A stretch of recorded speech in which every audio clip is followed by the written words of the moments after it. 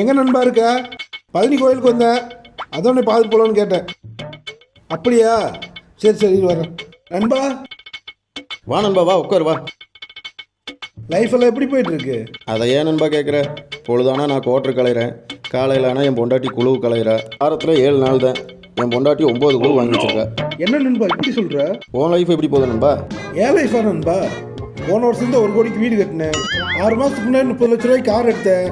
என் பிள்ளைக்கு வேற காது ஊற்றி வச்சிருக்கேன். அதான் கூட சொல்லிட்டு போகலான்னு வந்தேன். நீ செட்டில் ஆகிட்டடா. ஹலோ பெரியசாமிங்களா, நாங்கள் பேங்க்லேருந்து பேசுகிறேங்க. 6 மாதமா நோட்டீஸ் அனுப்பிச்சு எந்த ரெஸ்பான்ஸ் இல்லைங்க. அதனால உங்கள் வீடு காரு எல்லாமே சப்திக்கு எடுத்துட்டோங்க. ஏன் நண்பா ஃபோனில் யாரு? என் பிள்ளை காது ஊற்றி வச்சிருக்கேன்ல, அட்வான்ஸ் வாங்க சமையல்காரங்க வந்திருக்காங்க. அதுதான் வீட்டுக்காரி கூப்பிட்டேன். ஏடா இந்த பொழப்புக்கு ஏன் போல பரவாயில்லையாடா?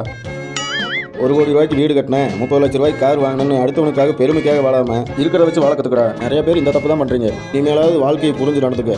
சரி போயிட்டு வரணும்பா. பிள்ளை காது ஊற்றி வச்சிருக்கேன். ஊரில் எவனும் பண்ணாத அளவுக்கு பண்ணணும். 50 லட்ச ரூபா கடன் கொடு.